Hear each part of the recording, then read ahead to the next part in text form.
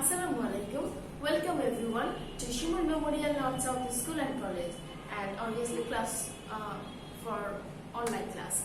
And I am going to take class for class 1, as you know. So I am Mohammed Afroza with you, and today we are going to learn. আজকে আমরা কি শিখতে যাচ্ছি?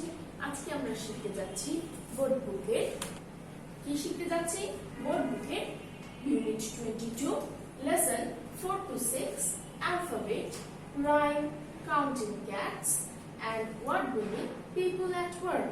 আজকে আমরা কি শিখবো? আজকে আমরা শিখবো হচ্ছে Unit 22, 4 to 6 Lesson, Alphabet নিয়ে, এবং আরেকটা কি লিখবো? আমরা লিখবো Counting Cats, Rhyme. এই রাইমটা আমরা পড়েছি এর আগেও। And Word Winning কি? People at Work. People at Work মানে কি? তোমরা তো জানোই। People at Work মানে হচ্ছে যে পেশায় মানুষগুলো নিযুক্ত, অর্থাৎ সে পেশার মানুষগুলোকে আজকে আমরা আরেকবার দেখে নিব এবং পড়ে নিব। তো শিক্ষার্থীরা, প্রথমেই আমরা চলে আসি রাইমে। আমাদের এই যে বোর্ড বুক, তোমরা নিশ্চয়ই এই বোর্ড বুকটা সবাই পরিচিত। এখানে কিন্তু একটা পিকচারও দেওয়া আছে আমাদের ইংলিশ পত্রে। তো এই বোর্ড বইয়ের 42 পেজ, এই বোর্ড বইয়ের 42 পেজ, যেখানে কাউন্টিং ক্যাটস রাইমটি রয়েছে। সুতরাং কাউন্টিং ক্যাটস রাইমটা আমরা একটু পড়ে নেই দেখে দেখে। প্রিয় শিক্ষার্থীবৃন্দ, আসো আমার সাথে পড়ে নাও। Counting cats, 1 cat, 2 cats, brown cat, white cat, 3 cats, 4 cats, black cat, red cat. Count the cats at the door, 1, 2, 3, 4. আমরা আবার একটু পড়ে নেই। 1 cat, 2 cats. আমাদের এই রাইমটার নাম কি? Counting cats. Counting cats. 1 cat, 2 cats, brown cat, white cat, 3 cats, 4 cats, black cat, red cat. Count the cats at the door, 1, 2, 3, 4. তাহলে প্রিয় শিক্ষার্থীবৃন্দ, তোমরা দেখে ফেলে যে আমাদের রাইমটা কিভাবে আমরা পড়বো। আমরা এখন রাইমটা আরেকটু মুখস্থ করে নিই। আমরা একটু বানান সহকারে পড়বো। আশা করি তোমাদের সামনে ইংলিশ পত্র যে বইটা তো আছেই, এবং শীটও রয়েছে, আমাদের শীটও রয়েছে, বইও রয়েছে। সুতরাং আমরা বইটা অবশ্যই বই থেকে পড়ে নেব। তোমরা সকলেই 42 পেজটা বের করো। Open your book at page 42 and read with me. Counting cats. Counting মানে কি? গণনা করা। Counting cats. আমার সাথে বানান করো। COUNT count, COUNT count, COUNT count, ING counting, counting cats, CAT cats, counting cats. 1 cat, 2 cats, brown cat, white cat. Brown বানান কি? BROWN, brown. Brown বানান কি? BROWN, brown. Brown cat, white cat. White বানান কি? WHITE, white. WHITE, white. তাহলে brown অর্থ হচ্ছে বাদামি, বাদামি রং, আর হোয়াইট অর্থ হচ্ছে সাদা রং। 3 cats, 4 cats মানে বুঝতেই পারছো, 3টা বিড়াল, 4টা বিড়াল। Black cat, red cat. Black cat বানানটা করে নেই। BLACK, black. ব্ল্যাক মানে কি? কালো। BLACK, black. ব্ল্যাক মানে কালো। আরেকটা কি? Red, RED, red. রেড মানে কি? রেড মানে লাল। Count the cats at the door. আমরা কাউন্ট বানান করলাম COUNT, count. কাউন্ট মানে গণনা করা, আর at the door, ডোর মানে দরজা। ডোর বানানটা করি DOOR, ডোর। তাহলে শিক্ষার্থীবৃন্দ, আমরা শিখে ফেলাম রাইমটা, রাইমের বানানগুলো, এবং কিছু কালারের নাম শিখলাম, তাই না? Brown, white, black and red, অর্থাৎ 4টা কালারের আমরা নাম শিখলাম। কালার মানে তোমরা জানো অবশ্যই, সেটা হচ্ছে কি? সেটা হচ্ছে রং। তাহলে এখন আমরা ঝটপট শিটে লিখে ফেলি। চলো আমরা ঝটপট শিটে রাইমটা লিখে ফেলি। আমাদের শিটের প্রথম আইটেমটা কি? Let's the first 4 line, right? পড়তে আমরা লিখবো, আমরা কি লিখবো? first 4 lines, let's quote the first four lines from the rhyme's name and punctuation mark. Let's quote the first four line, অর্থাৎ আমরা রাইমের প্রথম চার লাইন লিখব। ফার্স্ট ফোর লাইনস, খেয়াল করো শিক্ষার্থী বৃন্দ, the first four lines, প্রথম চার লাইন লিখব from the rhyme's name and the punctuation mark, অর্থাৎ আমরা যে রাইমটা রয়েছে কাউন্টিং ক্যাট, সেখান থেকে প্রথম চার লাইন লিখব উইথ পাঞ্চুয়েশন মার্ক, অর্থাৎ বিরাম চিহ্ন। তাহলে আমরা এটার নাম লিখি, কি নাম এটা, এই রাইমটার নাম কাউন্টিং ক্যাটস,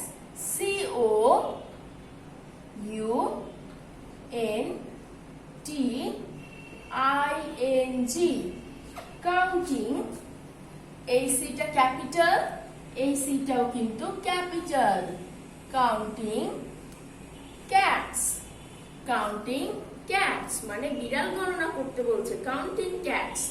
প্রথম লাইনটা আমরা লিখি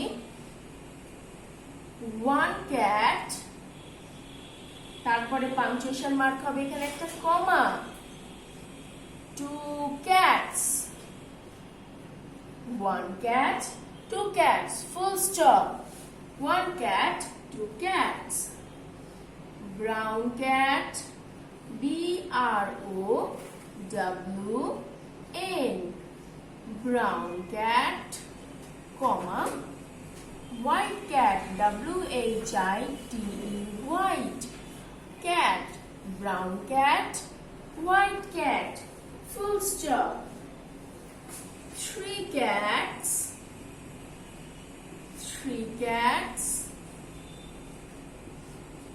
four cats, CATS, cats, brown cat, white cat, three cat, four cat, three cats, four cats, black cat, red cat।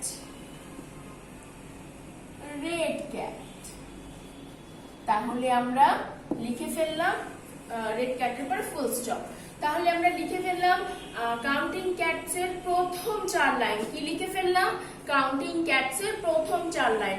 আমরা আবারও একসাথে পড়ে নেই, আমাদের রাইমটার নাম কি, counting cats, COUNT, count ING, counting cats, CATS, cats, counting cats, one cat, two cats, brown cat, white cat, brown বানান করি BROWN, brown, BROWN, brown, CAT, cat, brown cat, white cat, WHITE, white, CAT, cat, WHITE, white, white মানে সাদা, brown মানে বাদামি, white মানে সাদা, আর cat মানে তো তোমরা জানোই বিড়াল।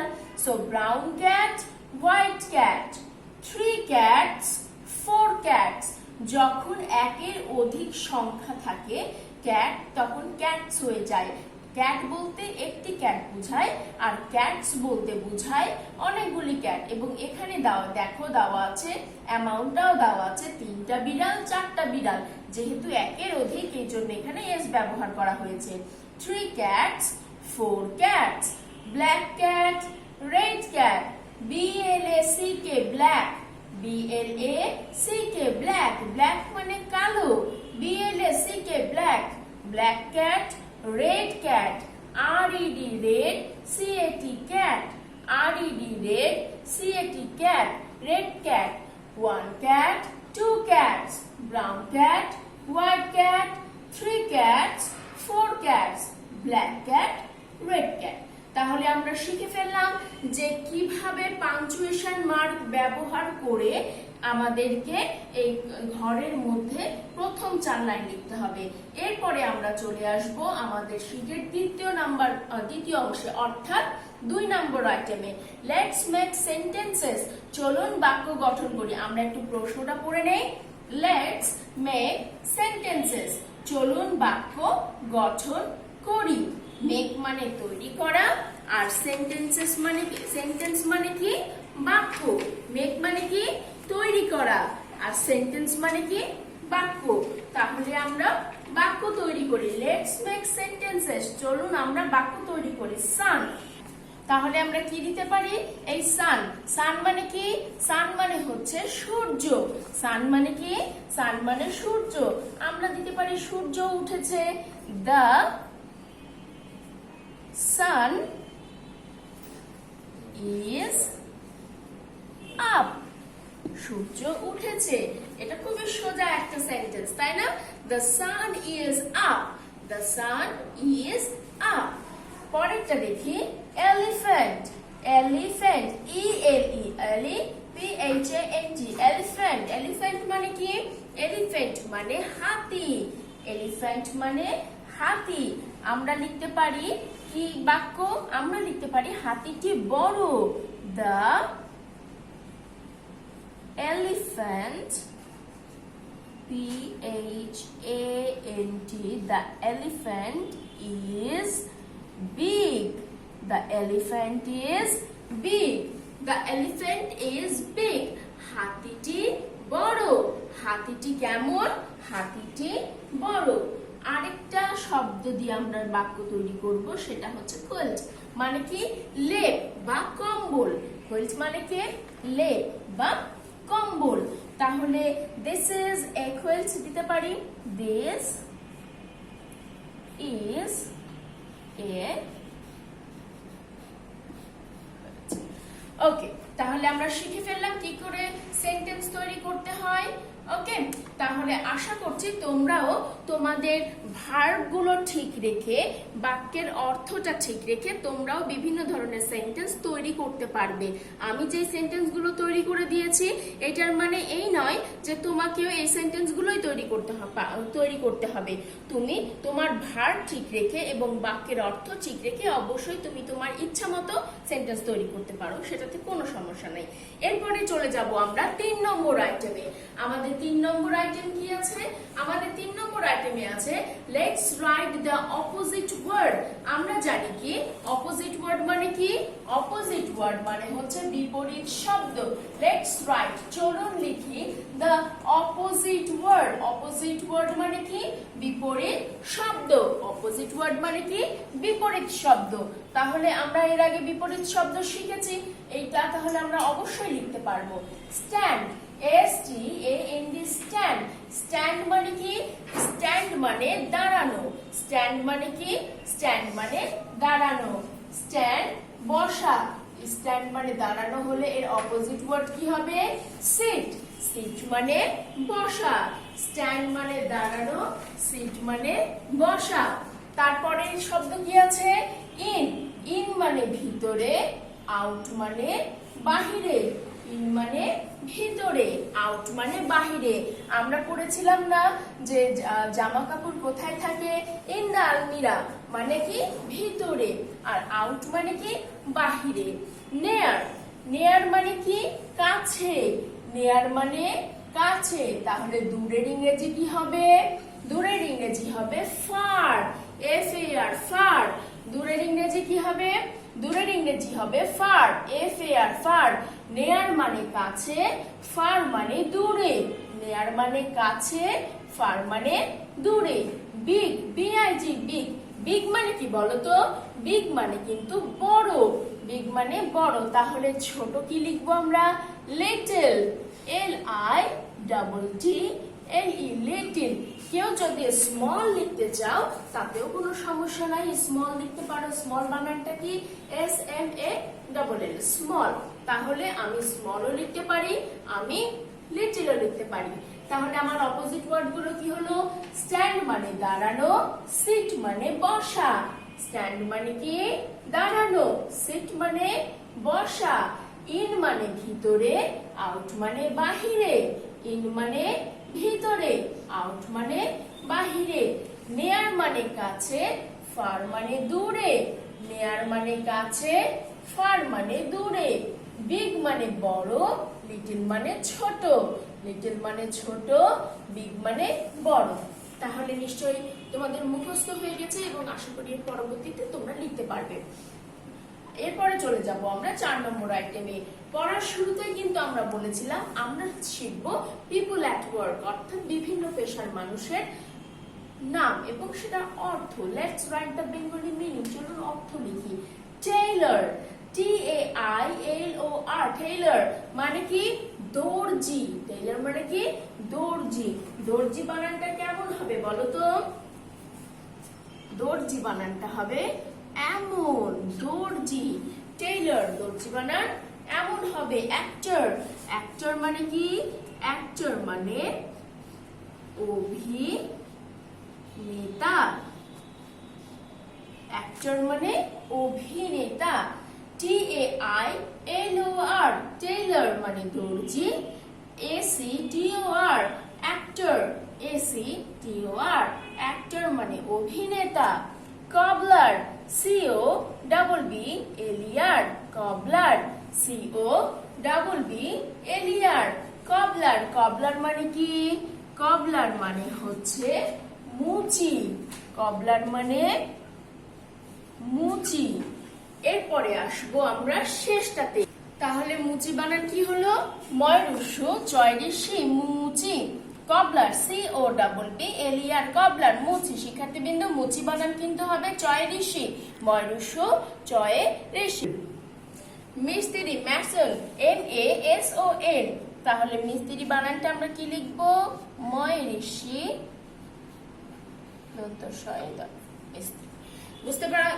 বুঝা গেছে সবার? তাহলে এটার মানে কি? টেইলর মানে দর্জি, অ্যাক্টর মানে অভিনেতা, কবলার মানে মুচি, ম্যাসন মানে মিস্ত্রি। তাহলে প্রিয় শিক্ষার্থীবৃন্দ, আশা করছি তোমরা বুঝতে পেরেছো। তাহলে আজকে আমরা কি কি শিখলাম? আজকে শিখলাম how to write a rhyme.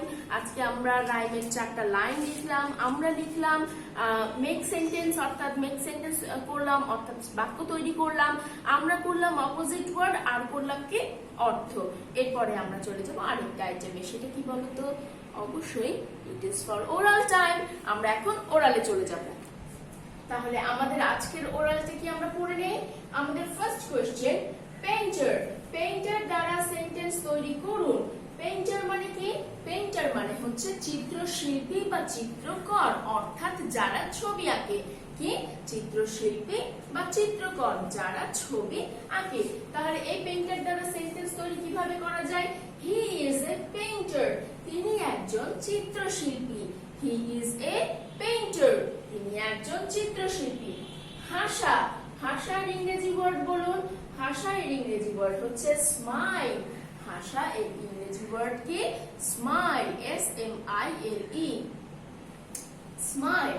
গ্রামটি সবুজ, গ্রামটি সবুজ এর ট্রান্সলেশন বলুন। The village is green, the village is green, গ্রামটি সবুজ। নাইট এর অপোজিট ওয়ার্ড বলুন। নাইট এর অপোজিট ওয়ার্ড কি? নাইট মানে কি আগে আমাকে জানতে হবে অপোজিট ওয়ার্ড করার জন্য। নাইট মানে হচ্ছে রাত, আর এর অপোজিট ওয়ার্ড কি?